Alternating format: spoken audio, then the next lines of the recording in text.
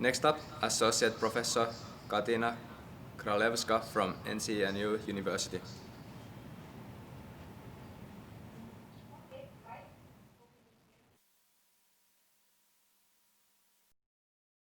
Okay, in case there are some problems, then just please let me know or write in the chat. So now I will share the screen. No, I think I should, okay, do it like this. So it's much better. I think you can see my whole presentation.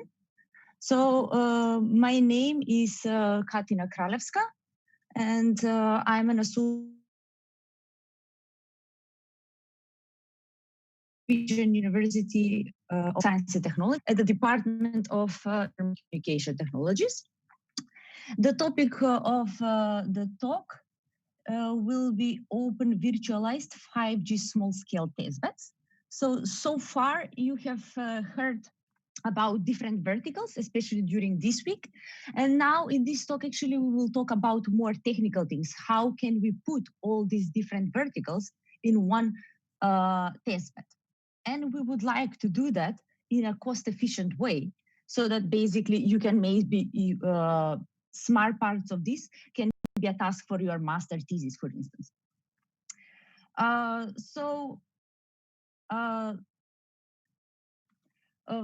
NTNU, it is, I will just say a few words for NTNU. It's a part of the Nordic 5 Tech, together with Aalto University, KTH, Chalmers University, and DTU. And here you can see NTNU's location compared to Aalto University. And this photo is the photo from the main building. So yeah, this is just few words. The main offices of NTNU are in Trondheim, but we also have campus in Gjøvik that is further down. It's close to Oslo, and also in Ålesund. So let's start to talk a bit for 5G. So first we will revisit the history, the network evolution of cellular networks. We would like to see what has happened in the past decades. So as we can see, actually, almost every 10 years, there is a new generation of mobile networks. And then the question is, why do we need this development and evolution of cellular networks? So we can see that the main goal of first G, it was to provide analog voice. Then we moved to digital with the second generation, where beside voice, we also have text messages and MMS. Then we even improve it further, where we introduce multimedia and internet. And 4G, we will say it is designed, the primary goal of 4G is for data. So it's through mobile broadband. Now we are talking about 5G, and actually in some parts we have 5G. Basically, it's more an update and improve of the spectrum. And the main things, actually the main driver, kind of like the main key features of 5G will be that it is designed for many, many use cases. It should be flexible, scalable, and it should integrate existing and introduce many new technologies. So then the question is, in the next slides, we will see how we do that. So we can say that the main motivation for the previous generations, from first generation to the fourth, is actually the need for speed, more throughput. But for 5G, that is not the case. Beside the throughput, we want many more other things, such as here we can see the comparison between the key performance indicators of 5G compared to 4G, where we expect 100 times higher mobile data volume per area, 10 to 100 times more connected devices, higher user data rate, lower energy consumption, because we want to have also many IoT devices connected to our network, And then end-to-end latency. Many people talk about the latency that should be less than 5 milliseconds. And also we want to cover almost all areas, even low density areas, not on to provide good coverage even there. So I will just explain, because you have heard in many talks about the latency. So what do we mean with latency? For instance, if we take the example with tactile internet, where we have a really strict requirement on the latency, so that means that the time when the delay between the data that is generated and the sensor, and then it's transmitted through the network,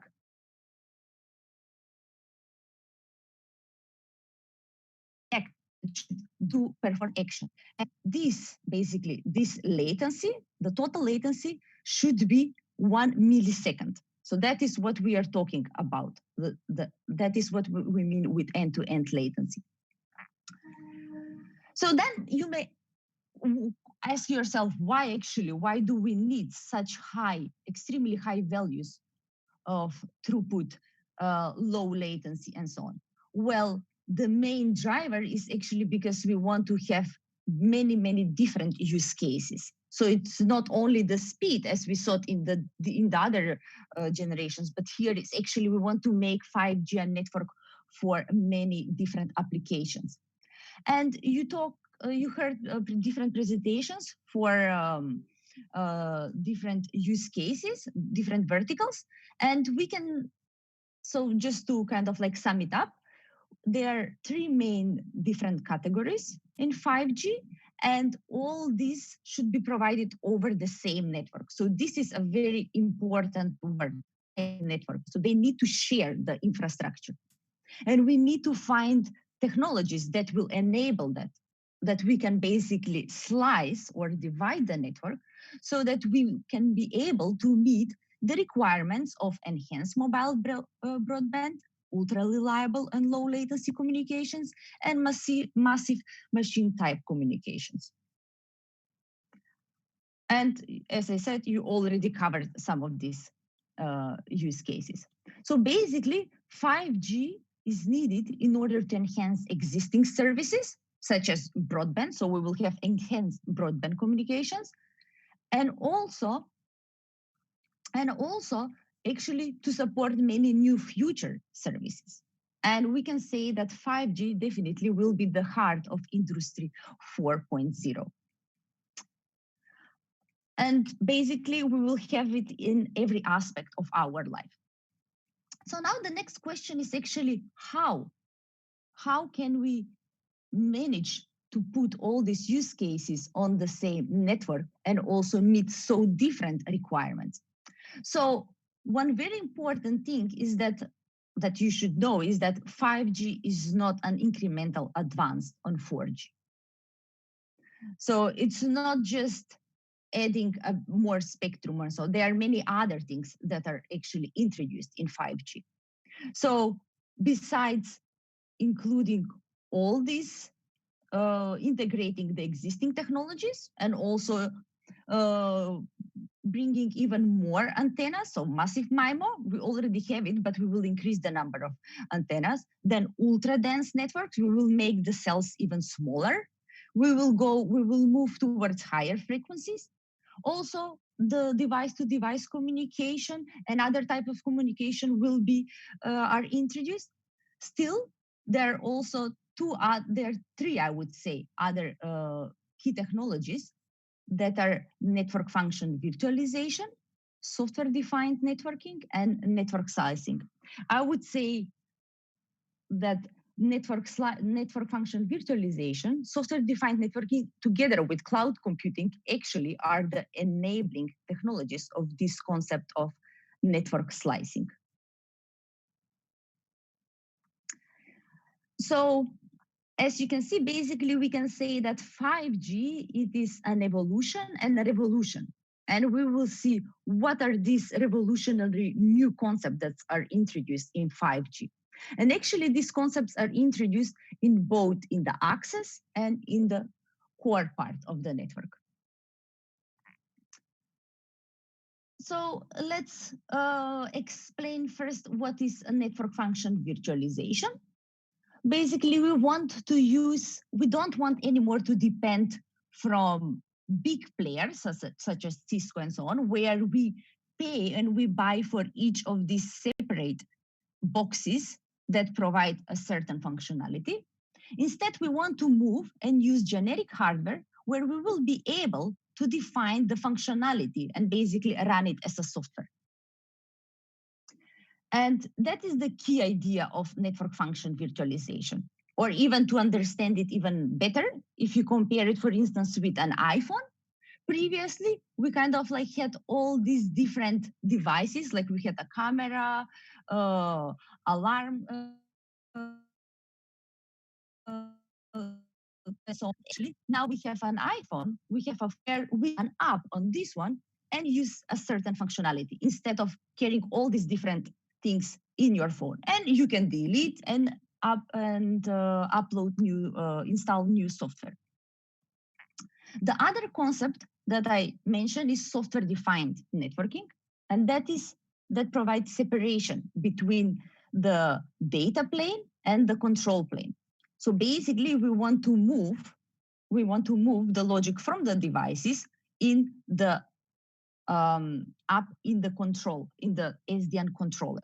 So instead of having complicated control plane software running on the devices, we actually move that uh, logic into the controller. And then with different protocols, for instance, OpenFlow, we can configure the behavior of these devices. We can say what should be done with a certain flow by configuring the flow tables in these devices and how we should perform, on which fields we can perform matching and so on, and further actions to that traffic flow.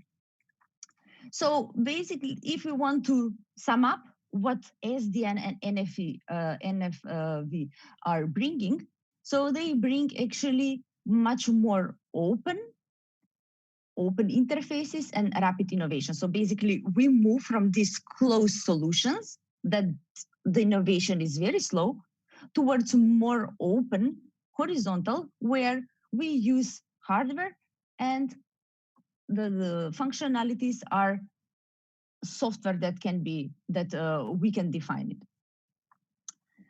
So these are kind of the main technologies behind the new concept that we are going to introduce, and that is network slicing. And so what is network slicing? And then the next thing that I will address in this talk is actually how we can implement this network slicing. We will go a bit into technical things. So we have this physical network, we have the infrastructure, because as I said, we want to run all these different use cases on the same network. So we have this physical network, and then we create logical network slices for different use cases. And in some of the cases, it depends from the requirements of the slices.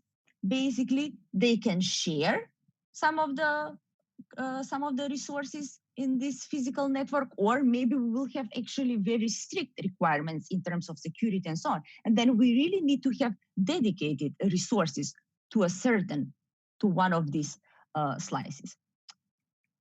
So if we basically, just to sum it up, network slicing is the capability to create a logical isolated network within the network.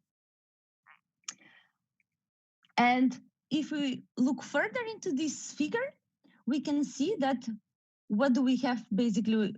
It's multi-rad, different radio access technologies. So we want, as I said, to integrate these different radio access technologies.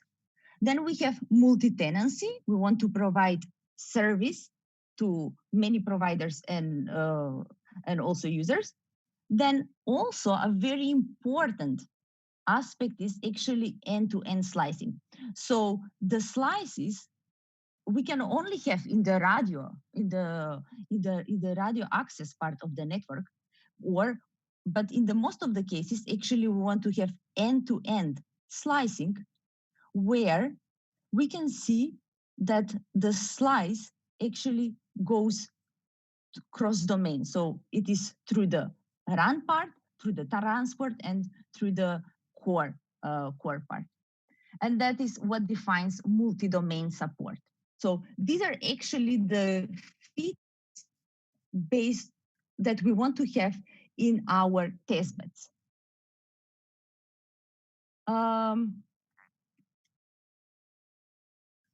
I think someone is writing in the chat, so I will just try to.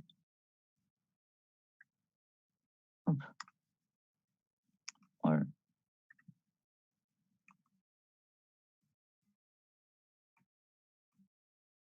so about implementing. How can we implement these features? And here we really would like to use open source solutions. So as I show, the network slice, it's a dynamic entity and it has its own life cycle. So we have the preparation phase, and this is actually the part where that is called the life cycle of network slice. And in order to deal with such a life cycle, we need to introduce other elements in our networks. So I will just briefly say what happens in each of these phases. We have the preparation phase where we prepare the resources. So we want to check, we check what do we need, what type of, we do capacity planning, evaluation of the network slice requirements, and then we reserve these resources and we go to the next phase where we instantiate the network slice, and then we go into the operation phase where the different key performance indicators of the network slice are monitored and modification might happen. And in the end, if we don't want anymore to use this network slice, we just terminate it. So this is basically the life cycle of one network slice instance. So now the next question is actually, who is responsible for this life cycle? Because we need to have an entity that will take care of all these different steps. And there we come to the next thing, that is orchestration. So we need to have an orchestrator. And this is taken from the ETSI documents where they define the network functions virtualization, management, and orchestration. So network function virtualization, management, and orchestration framework, where we can see three different elements. So the first one is the network function virtualization infrastructure, where there we host the virtual machines and the containers, and we connect them by virtual links. Then we have the VNFs, or these are the virtual network functions, basically the functionalities that we want a certain hardware that we have it here in the infrastructure to have. And we connect these virtual network functions into network services and network slices in order to form this end-to-end network slice. And also there is another element that is the MANO, so the management and orchestration. And this element is actually responsible for the life cycle of the network slice instances that I showed in the previous slide. So this is quite important architecture, and I'm going to revisit it again. And this is actually what brings a lot of it together. It brings together standards and open source. So if we compare 5G with 4G, in 4G, we didn't have we didn't have open source and the possibility to increase innovation and so on. While in 5G, actually, it's really open, and the main drivers are actually big players, such as we use OpenStack, ONUP, and so on. Like for different parts of the network, we can use different solutions. And the key and the most difficult part is actually how to integrate them into one seamless way. So the standards, we need the standards because, I mean, if we're going to build a 5G ecosystem with billions of devices, it is pretty important that the interface between the device and the network is stable, because that is a huge investment. But on the other hand, with the open source, that is actually what creates these new businesses and verticals. So if we revisit again the ETSI NFV-MANO framework, and here actually I included some open source solutions for each of these different parts. So you may check them later. I would like to highlight open air interface, and I will show a bit more about it in the next slides. Then SRS LTE. Next, EPC, this is for deploying the functionalities in the core part of the network. And there are also different orchestrators, but the most used ones are ONUP and MANO, while the other ones that I show here are developed in EU project, in European projects. And as I said, we depend on cloud infrastructure, and OpenStack is widely used. So I will next show how we managed actually to combine some of these open source solutions in order to build a 5G testbed department. So we did a cross-campus testbed where the run functionalities, they are located in Trondheim, and the core, and we use open air interface for the core part of the network, they are located in Gjøvik. And as an orchestrator, we use open source MANO.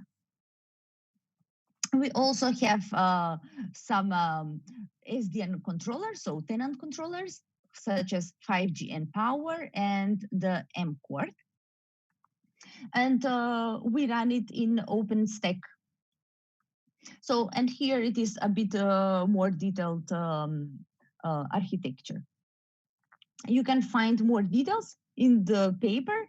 And actually, we also have a GitHub repository where you can find step-by-step how you can actually set up this type of testbed.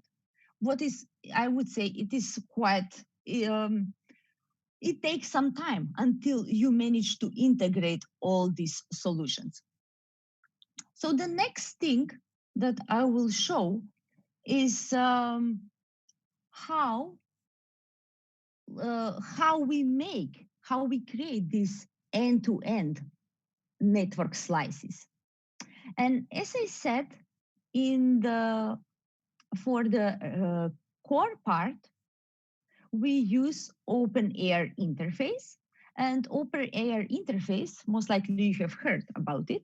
It is developed by Eurocom.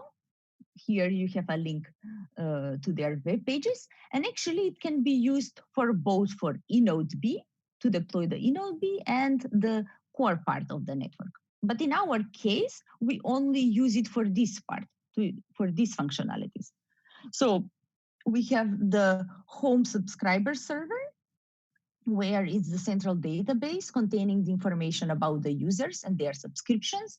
Then we have the mobility management entity that handles the procedures of attaching and detaching, as well as service requests from the user and the eNode Bs.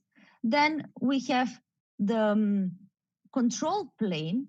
So we have the control plane of packet data network gateway that provides the control part of combined serving gateway and packet data network gateway. And we also have the user plane of the packet data network gateway.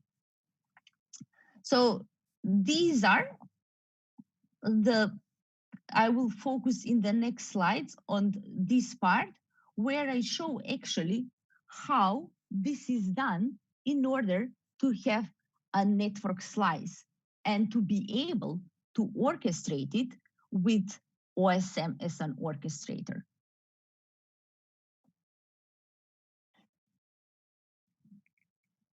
So here we can see kind of like 3 different levels.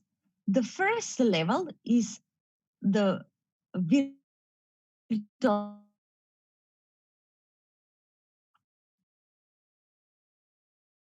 network service. The third level is network slice sub-instance that combined together create this whole end-to-end network slice. So these are quite, here we are going in details about how you would actually implement a network slice. So in order to do that, you need to introduce descriptors.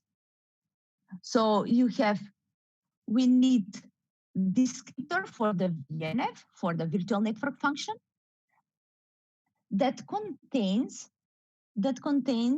virtual deployment units. So here, as you can see, if you only focus in this part, actually, you can see that we create virtual deployment units for each of the elements that I showed them to you here. So for each of them, we create the virtual deployment units, and they are all together put into a virtual network function descriptor. So this one here actually represents this one. So this is in the core part of the network, and we do the same for the radio part of the network. So we create 2 VNFs. Then the next level is actually where we create the network instance. So we have network instance descriptor that will connect these VNFs. And then in the end, we want actually to connect these 2 pieces together in order to create the whole slice. So basically, this is a bit of simplified.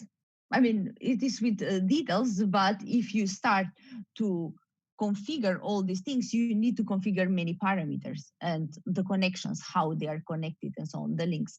But these are the main steps into end-to-end slice creation by using OSM as an orchestrator so that you are actually able to orchestrate the life cycle of these network slices.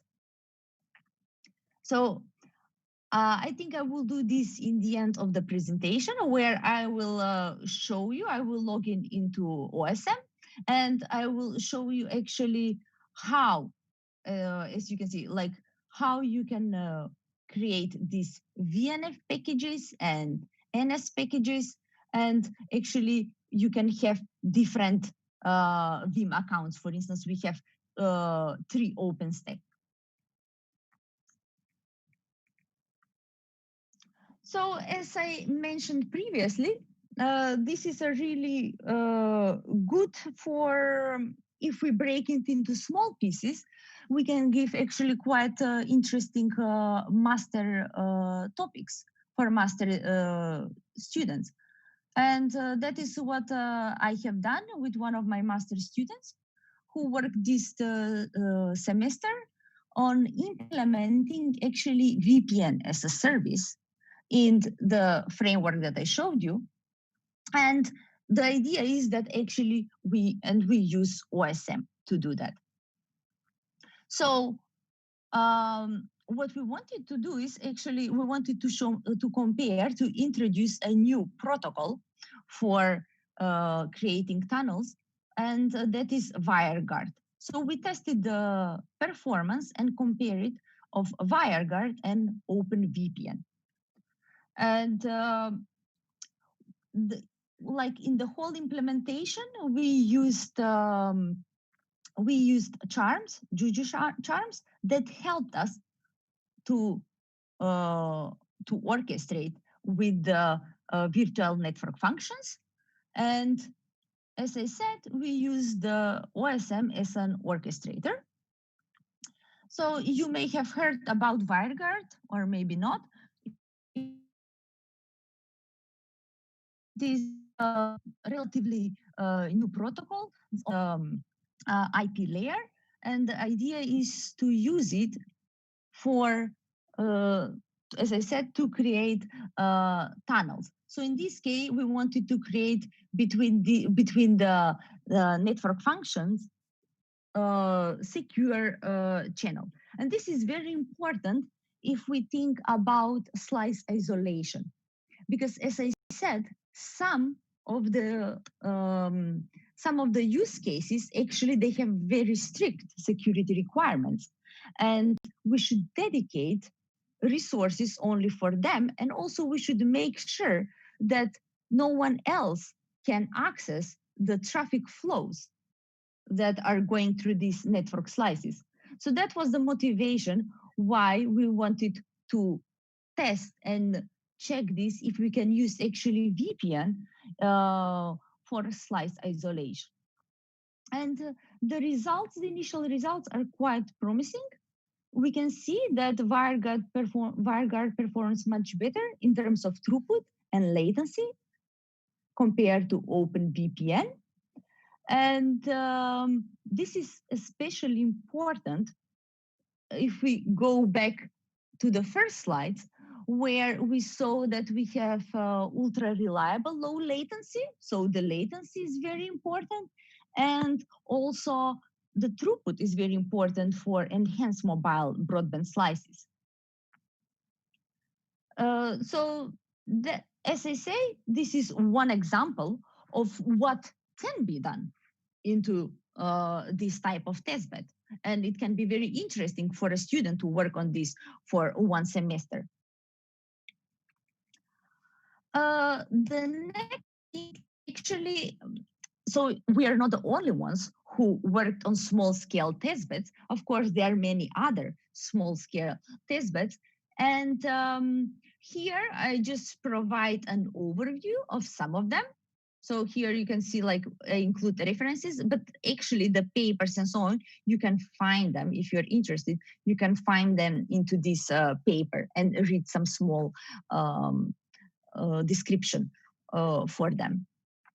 And if we go back to the previous slides, basically the features that I explained in them, that they need to provide SDN, NFV, cloud computing, then multi-domain. So these were kind of like the selection criteria based on which we tick the test beds. So multi-domain, they should be cross-domain, both in the run and in the core. Multi-tenancy, to have an orchestrator. Then we want to have different radio access technologies, and basically the end-to-end slices it is connected with this multi-domain, and we would like they to be open source, because that is the only way how actually someone else can use it and contribute to the community.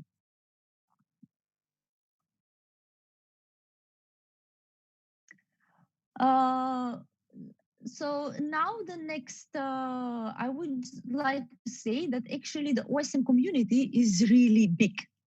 And as you can see, there are telecom providers such as Telenor, Verizon, Telefonica, but there are also many academic institutions and research institutions.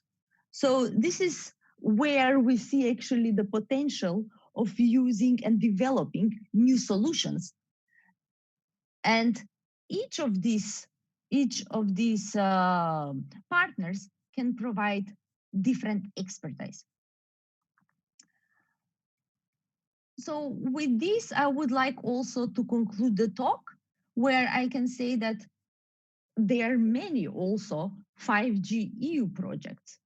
And here I give a list of some of them that focus on different things, such as 5G exchange, Matilda, and then they have they focus for a specific vertical and how we can actually introduce new models and elements in order to improve the performance for a specific vertical. But in this case, in this talk, actually, I focus only on small scales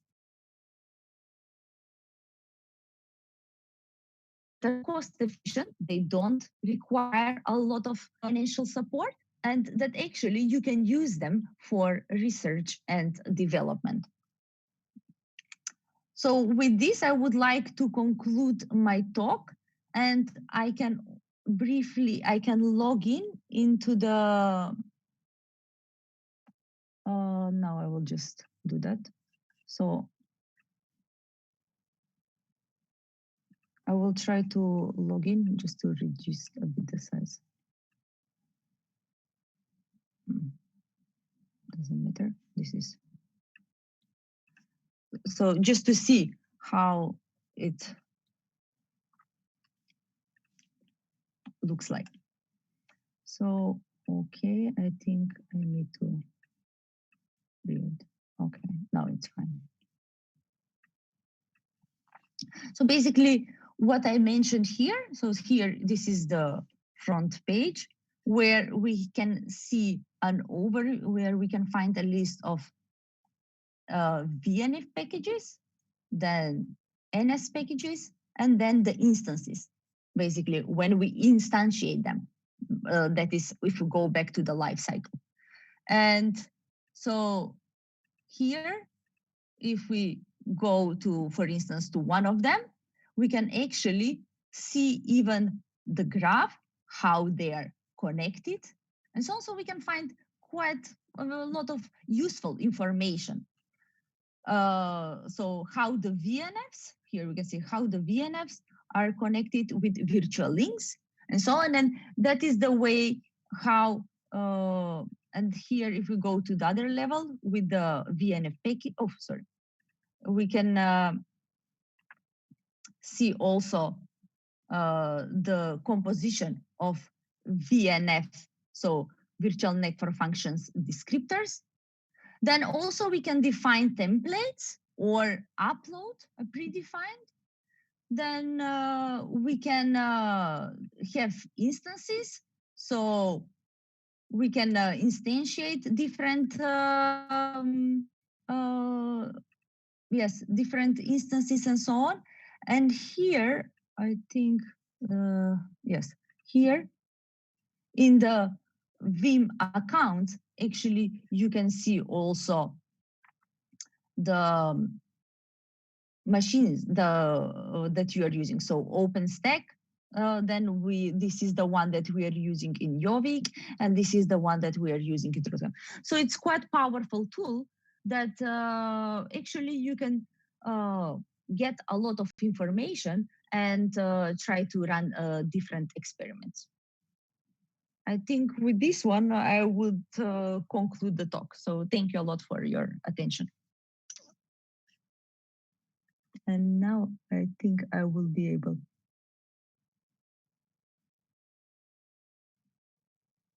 Okay, thank you for your comments. I mean, if you have some questions, just send me an email, and yeah, I will be glad to answer to your questions. And I will share the presentation with the organizers.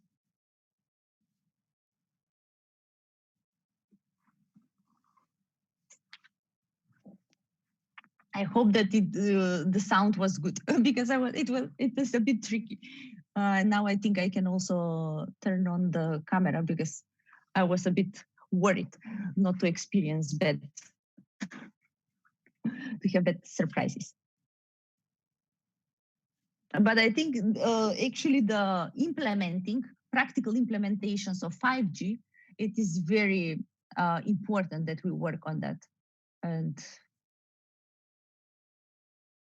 yes, how network slicing could help to the healthcare. Well, for instance, I think that will be most likely, maybe you will hear something about this in the next talk from King's College, because I know that they have some work that are working with hospitals. But for instance, you can have a slice that that is only for the healthcare, and like if you have a paramedic, you have a one person that goes with the emergency ambulance to the patient, and actually by having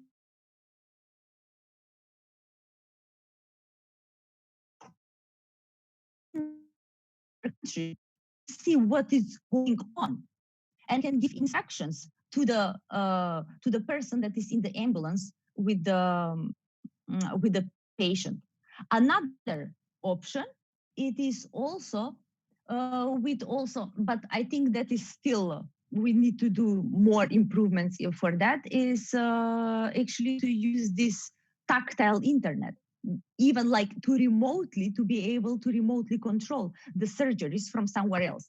And this will actually allow us to share the skills from everywhere, like from different countries, to make a surgeon from a different country can be able to perform a surgery on a patient that it's even in a different country. But I think still there is some way to go to be able to reach that and serve that use case.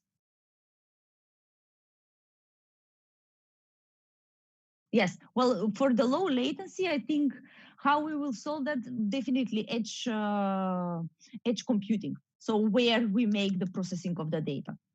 That is basically the solution for providing low latency. Okay, thank you. If there are more questions, just send me an email.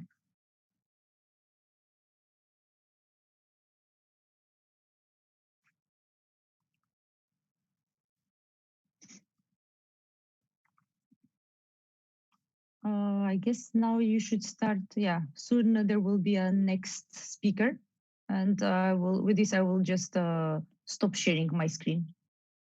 Thank you.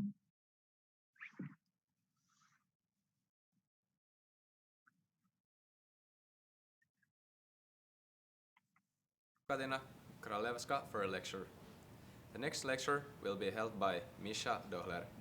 Thank you.